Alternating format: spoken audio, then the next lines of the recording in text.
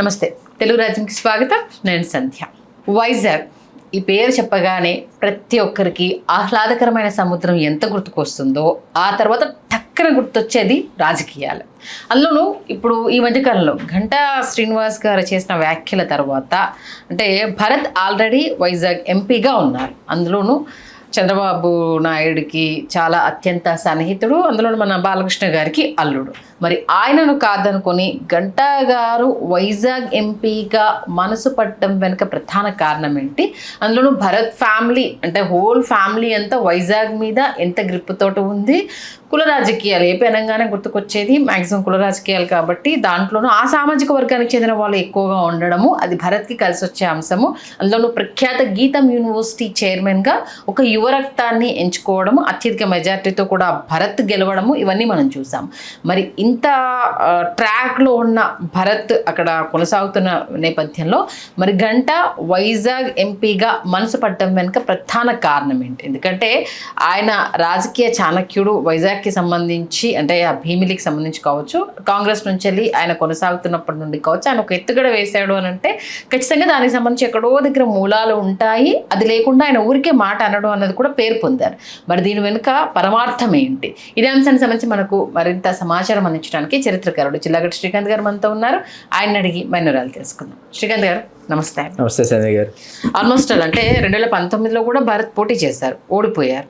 ఆ తర్వాత ఎంత స్ట్రాంగ్గా నారా లోకేష్ కావచ్చు, భరత్ కావచ్చు, వాళ్ళ నియోజకవర్గాలకు సంబంధించి అంటే ఆయనను ఎమ్మెల్సీ కోటా నుంచి మినిస్టర్ అయ్యాడు, డైరెక్ట్గా ప్రజల నుంచి ఎన్నుకోబడలేదు అన్నప్పుడు ఆ తర్వాత మళ్ళీ పోటీ చేసి ఓడిపోయిన 2024 వచ్చేసరికి ఎంత స్ట్రాంగ్గా లోకేష్ తన బలాన్ని నిరూపించుకోరో చూస్తారు. సేమ్ భరత్ కూడా అదే రేంజ్లో 2019లో ఓడిపోయిన తర్వాత మళ్ళీ ఆ తర్వాత 2024 వచ్చిన తర్వాత ఏ రేంజ్లో ఇద్దరు అన్నదమ్ములు ఇద్దరు అంటే సడ్డకులు, తెలంగాణలో అయితే సడ్డకులు, ఆంధ్రాలో అయితే తోడల్లుడు అంటారు. ఏ రేంజ్ లో తమ బలాన్ని నిరూపించుకున్నారు అంటే వీళ్ళకి ఆల్రెడీ వారసత్వం ఉంది కాబట్టి నల్లేరు మీద నడక విజయం అనేసి అనుకుంటారు. కానీ వీళ్ళిద్దరి విజయం 2019కి 2024కి చాలా చాలా తేడా ఉంది. అది మరి ఇప్పుడు గంటా గారు ఏకంగా సీఎం రేవంత్కి అత్యంత సన్నిహితుడైన భరత్ పైన గురిపెట్టడము ఏంటి? దీని వెనుక వ్యూహం అసలు ఇక్కడ సంధ్య గారు, ఇదేంటంటే విశాఖ లోక్సభ నియోజకవర్గం అనేది ఏర్పడిన నాటి నుంచి 1977 ఎన్నికల వరకు అయితే బ్రాహ్మణ లేకపోతే క్షత్రియ సామాజిక వర్గాల మధ్య ఇది దోబుచ్చులాడుతూ వచ్చింది. 55లో నాకు గుర్తున్నంత 52-55 ఎన్నికల్లో ద్విసభ్య నియోజకవర్గం అంటారు. అంటే ఇద్దరు సభ్యులు ఉంటారు ఎంపీగా, ఒకటే నియోజకవర్గం ఇద్దరు ఎంపీలు ఉంటారు. అట్లా ఒకటి జనరల్ ఒకటి ఎస్టీకి ఇచ్చారు. వెరీ బిగినింగ్ అల్లూరు సీతారామరాజు గారితో పాటు ఉద్యమంలో ఉన్నటువంటి గామ్ మల్లుదొర ఎంపీ చేశారు, ఎస్టీ షెడ్యూల్ ట్రైబ్స్. అట్లా లంక సుందరం గారిని వారు చేశారు, వారు బ్రాహ్మణులు. ఆ తర్వాత మీకు పుష్పాటి వంశానికి చెందిన విజయానంద్ గారు ఇట్లాగా గజపతులు చేస్తూ వచ్చారు. తెన్నేటి విశ్వనాథం గారు, ద్రోణందాస్ సత్యనారాయణ గారు వీళ్ళు కూడా చేశారు. భాట్నం శ్రీరామూర్తి గారు. అందుకే మీకు ఏంటంటే 1984 లోక్సభ ఎన్నికలకు వచ్చేటప్పటికి భాట్నం శ్రీరామూర్తి గారికి తెలుగుదేశం పార్టీ వాళ్ళు బ్రాహ్మణులకి అవకాశం ఇచ్చారు. ఓకే. 80 ఎన్నికలు ఏంటంటే అప్పటిదాకా బ్రాహ్మణ క్షత్రియ ఈ సామాజిక వర్గాల మధ్య దోబూచులాడుతూ వచ్చిన ఈ విశాఖ లోక్సభ నియోజకవర్గం అంటే 80లో లోక్సభ ఎన్నికలు వచ్చాయి. 77 ఎన్నికల వరకు కూడా మీకు బ్రాహ్మణ క్షత్రియ సామాజిక వర్గాలే ప్రాతినిధ్యం, ఎక్కువసార్లు క్షత్రియ సామాజిక వర్గమే ప్రాతినిధ్యం వహిస్తూ వచ్చింది.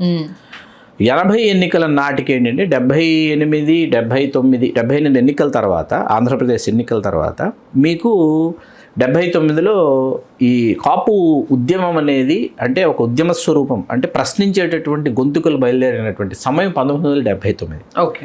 అది మిర్యాల వెంకటరావు గారి నాయకత్వంలో సంగీత వెంకటరెడ్డి గారు, ఆయన కాంగ్రెస్ పార్టీలో ఉన్నారు, ఆకుల శివనాయుడు గారిని ఒకరు, జిఎస్ రావు గారు, ఇట్లా వీళ్ళందరూ స్టార్ట్ అయినటువంటి ఒక టైము. మీకు ఉత్తరాంధ్ర నుంచి మీకు గొర్రె శ్రీరాములు నాయుడు గారు, కొమ్మూరు అప్పడదొర గారు, వీళ్ళు చాలా శ్రీరాములు నాయుడు గారు శ్రీకాకుళం జిల్లాలో ఉండేవారు, వారు శాసించేటటువంటి వారు. కొమ్మూరు అప్పడదొర గారేమో విజయనగరం జిల్లా భోగాపురంలో ఉండేవారు, ఆయన విజయనగరం జిల్లాను శాసించేటటువంటి వీళ్ళిద్దరు కాపు సామాజిక వర్గం. ఇక్కడ ఈ విశాఖ ఎంపీకి వచ్చేటప్పటికి మిర్యాల వెంకటరావు గారు వీళ్ళందరూ సమావేశాలు అవి పెట్టి విశాఖ లోక్సభ నియోజకవర్గం తీసుకున్న, అనకాపల్లి లోక్సభ నియోజకవర్గం తీసుకున్న, అధిక సంఖ్యాకులు కాపులే ఉన్నారు అనేటటువంటి ఈ చిట్టాలన్నీ తీసి వీటిని ఆయా రాజకీయ పార్టీల వాళ్ళకి అందజేసేవాళ్ళు, మాకు ఇవ్వాలి స్థానం అని చెప్పేసి. అప్పుడు మీకు కొమ్మూరి అప్పలస్వామి గారు, అప్పటిదొర గారి సోదరులు ఎవరైతే ఉన్నారో అప్పలస్వామి గారు ఇక్కడి నుంచి పోటీ చేసి గెలిచారు. 80 ఎన్నికలు లోక్సభ ఆయన ఒక్కరే అప్పటి నుంచి ఇప్పటి వరకు కాపు సామాజిక వర్గం నుంచి విశాఖ లోక్సభ గెలిచిన ఏకైక ఎంపీ కొమ్మూరి అప్పలస్వామి గారు. 84 మళ్ళీ లోక్సభ ఎన్నికలు. లోక్సభ ఎన్నికల్లో రామారావు గారు బ్రాహ్మణులకి భాటం శ్రీరామమూర్తి గారికి అవకాశం ఇచ్చారు. ఇచ్చిన తర్వాత ఇక్కడ ఏమైందంటే మీకు ఆ తర్వాత 89 ఎన్నికలకే మీకు మన భరత్ గారి తాతగారిని తీసుకొచ్చారు రాజమండ్రి నుంచి. గోల్డ్ స్పాట్ మూర్తి గారిని, ఎంవీవీఎస్ మూర్తి గారిని తీసుకొచ్చి పోటీ చేయించారు. మొదటి ఎన్నికల్లో ఆయన ఓడిపోయారు. ఓడిపోయిన తర్వాత మీకు టి సుబ్బరామిరెడ్డి గారు ఒకసారి, మళ్ళీ టి సుబ్బరామిరెడ్డి గారు ఒకసారి, అట్లా గెలిచిన తర్వాత కాంగ్రెస్ పార్టీ నుంచి మీకు ఎంవీవీఎస్ మూర్తి గారు ఒక పర్యాయం 91లో గెలిచి 96 ఎన్నికల వరకు ఆయన కొనసాగినటువంటి నేపథ్యం. ఇక్కడ 96 ఎన్నికలకి మళ్ళీ మీకు ఎన్ జనార్దన్ రెడ్డి గారు నేనెందుకు పోటీ చేయకూడదని ఆయన వచ్చి, అంటే స్థానికుల చేతుల్లో నుంచి, అంటే అప్పటిదాకా పొస్పాటి రాజులు కావచ్చు, లేకపోతే బాటం శ్రీరామమూర్తి గారు కావచ్చు, తెన్నేటి విశ్వనాథం గారు కావచ్చు, ద్రోణంరాజు సత్యనారాయణ గారు కావచ్చు, కొమ్మూరు అప్పలస్వామి గారు కావచ్చు, వీళ్ళందరూ స్థానికులు. ఓకే, ఈ స్థానికుల చేతుల్లో నుంచి ఎంవీవీఎస్ మూర్తి గారు ఎప్పుడైతే వచ్చారో, మూర్తి గారిని తెలుగుదేశం పార్టీ ఎప్పుడైతే తీసుకొచ్చిందో అక్కడి నుంచి స్థానికేతరుల చేతుల్లోకి నెమ్మదిగా విశాఖ లోక్సభ నియోజకవర్గం ఓకే హస్తగతం అయిపోతూ వచ్చింది. అప్పటి వరకు ఎక్కడి నుంచి లోనాలు వచ్చి ఇక్కడ పోటీ చేయడం స్టార్ట్ చేశారు. అంతే, స్థానికుల చేతుల నుంచి స్థానికేతరుల చేతుల్లోకి బదలాయించబడింది అనొచ్చు. ఓకే, అంటే ఇప్పుడు భీమిలి నుంచి సరే ఇప్పుడు స్థానచలనం రావాలంటే భరత్ ఇటువైపు రావాలి, ఈయన అటువైపు వెళ్ళాలి. ఇక్కడ ఏంటి ఎంపీ నాకే కావాలి, ఎమ్మెల్యే నా వారసుడికే కావాలి అంటే మరి భరత్ సంగతి ఏంటి ఇక్కడ?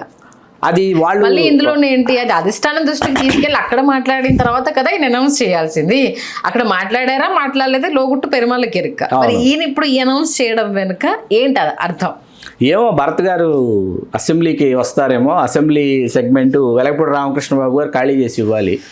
ఖాళీ చేసి ఇస్తే వెలగపూడి గారు వరుసకు 4 సార్లు గెలిచారు కదా, కాబట్టి అక్కడి నుంచి భరత్ గారు ఏమైనా పోటీ చేస్తారు. ఆయన వైదొలుగుతానంటున్నారు, వైదొలుగుతానని అంటున్నారు. ఆయన తన వారసుని కూడా సిద్ధం చేసేటటువంటి పనిలో ఉన్నారు అని మనకు అందిన విశ్వసనీయ వర్గాల సమాచారం.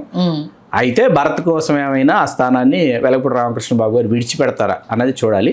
బోలినంత సమయం ఉంది. కాకపోతే ఈలోపు విశాఖలో రసవత్తరమైనటువంటి చర్చను అయితే గంటా శ్రీనివాసరావు గారు రేకెత్తించి వదిలిపెట్టారు. అనుకోసంటే మనకి ఇది ఆశ ఉంది అని అన్నప్పుడు తీర్చే వాళ్ళ దగ్గరికి వెళ్ళి మొర పెట్టుకుంటే అది ఏదో ఒకటి సరే చూద్దాంలేండి అన్న ఒక ఆలోచన తెర మీదకి వస్తుంది. అక్కడికి తీసుకెళ్లారా లేదా ఈయన అనౌన్స్ చేయడం వెనుక ఏంటా అనేసి అని, అంటే అటు భరత్ ఈయన మాట్లాడుకొని ఏదన్నా ఆలోచన తెర మీద తీసుకొచ్చారా, ఈయన వ్యూహాత్మకంగానే పావులు కదుపుతూ నా మదిలో ఇది ఉంది అనేసి అని అధిష్టానం దృష్టికి తీసుకెళ్లారా? ఎలా నా మదిలో ఇది ఉంది అని కాదు, ఆయన ఎలా ఉంటుందంటే ఇది నా మదిలో ఉంది అని అధిష్టానం దృష్టికి ఎప్పుడు తీసుకెళ్లరు, ఇది ప్రజాభీష్టం అని తీసుకెళ్తారు. మా వాళ్ళందరూ అనుకుంటున్నారండి ఇలా చేస్తే బాగుంటుందని, లేకపోతే మా వాళ్ళ ఓట్లు మనకి టర్న్ అవ్వవు, ఈసారి ఎలక్షన్స్లో అగైన్ టర్న్ అవ్వాలన్నా, ఈలోపు యువరాజు నారా లోకేష్ గారి మహారాజ పట్టాభిషేకం జరగాలన్నా, ఏం జరగాలన్నా మా వారి ఓట్లు గంపగొత్తగా తెలుగుదేశానికి మరియు కూటమికి ఇవి ప్రవాహంలాగా మరొకసారి నారా లోకేష్ కి ముడిపెడుతూ ఆయన చాణక్యతను ప్రదర్శించారని ఇక్కడ చెప్పొచ్చు అన్నట్టు. అవును, ఓకే, మొత్తానికైతే రాబోయే రోజుల్లో రసోత్తరమైన చర్చకైతే పునాదేశారు. ఓకే, థ్యాంక్ యూ శ్రీకాంత్ గారు.